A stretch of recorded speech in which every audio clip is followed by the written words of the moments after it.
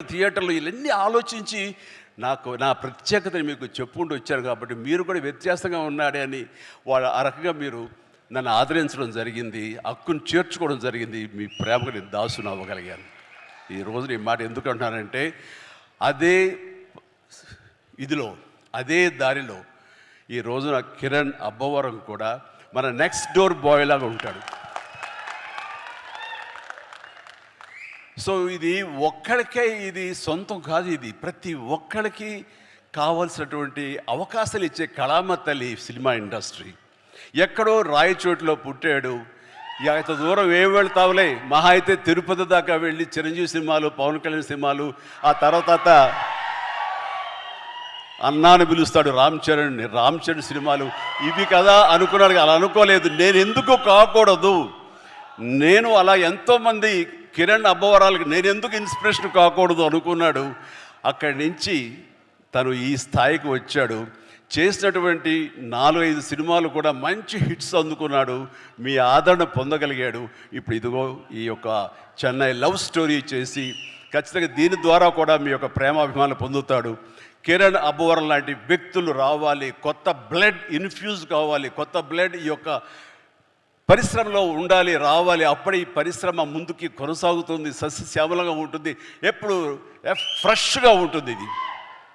So నాలాంటి వాళ్ళు ఉన్నాం, కొంచెం ఏదో వాళ్ళు తీసుకెళ్తూ ఉంటాం, కానీ కొత్త బ్లడ్ రావాలని మనస్ఫూర్తిగా నేను ఆహ్వానిస్తాను. అందులో ఈ రోజున కిరణ్ అబ్బవరం ఆల్రెడీ ప్రూవ్ చేసుకున్నాడు, కానీ మరింత ఉన్నత స్థాయికి చేరాలని, ఈ సినిమా కూడా తనకి మంచి పేరు ప్రఖ్యాతలు తీసుకురావాలని నేను మనస్ఫూర్తిగా ఒక తమ్ముడు, ఒక సోదరులాగా, ఒక బిడ్డలాగా నేను కిరణ్ అబ్బవరాన్ని మనస్ఫూర్తిగా ఆశిస్తున్నాను, ఆశీస్సులు అందజేస్తున్నాను.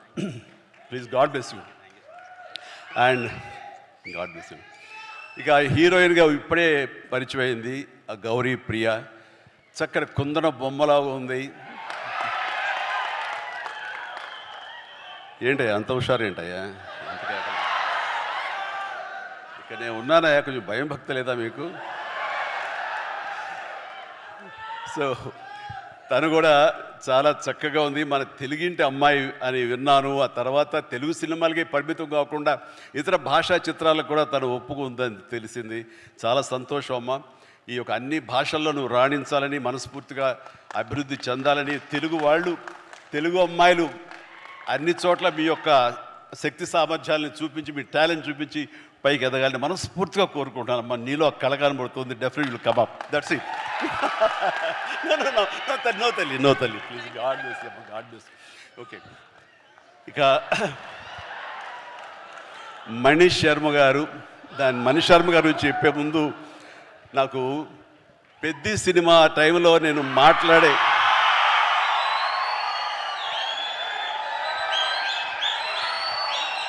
పెద్ద సినిమా సమయంలో మాట్లాడే అవకాశం నాకు దొరకలేదు.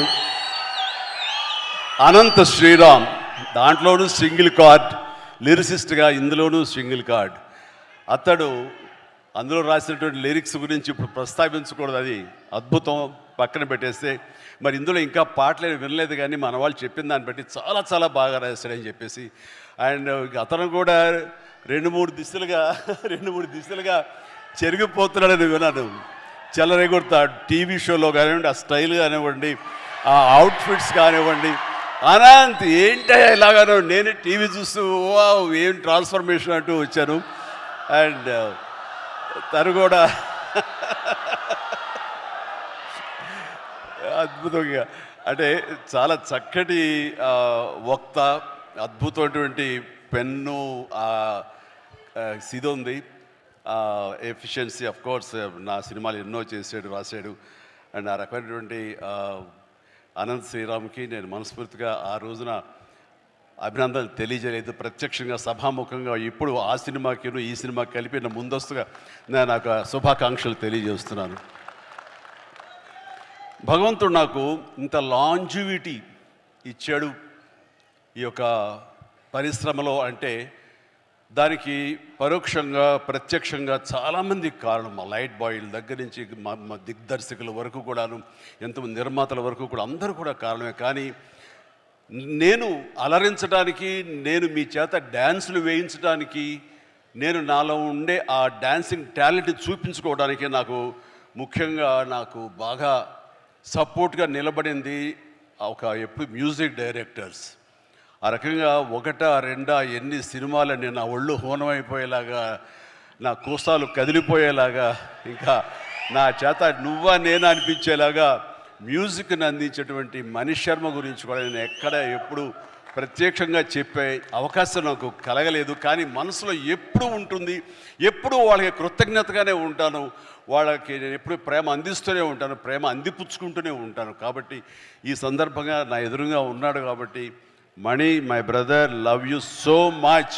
మీ అందరి మూలంగా నేను ఎంతో కొంత తెర ముందు కనబడుతాను. తెర వెనుక మీరు పడ్డ కృషి కానీ మీరు చేసినటువంటి శ్రమ అది మర్చిపోలేను. దానికి నిలువెల్లా నేను ఎప్పుడు ఆ గ్రాటిట్యూడ్తో ఉంటాను. నేను ఎన్నోసార్లు నేను ఇప్పుడు ఈ మ్యూజిక్ ఇచ్చాను, అనయా నువ్వు చూడు ఇంక నీకు శ్రమ వస్తుందో కానీ తిట్టుకోవు, కానీ నువ్వు అలా చేయాలన్న ఊహలతో ముందస్తుగా నేను ఇక్కడ మ్యూజిక్ ఇచ్చాను అంటే ఏం మ్యూజిక్ ఇచ్చాడు అన్ని సినిమాలు ఒకటో.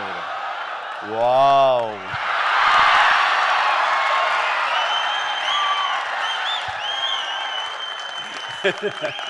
So thank you. మా అంత హుషారుగా మీరు ఉన్నారు, ధన్యవాదాలు. రైట్, ఇక పేరున నేను అఫ్కోర్స్ మొన్న విజయ్ చాలా చక్కటి ఇచ్చారు, మీసాల పిల్ల అంటూ. ఆ టైంలో కూడా అంతేగా.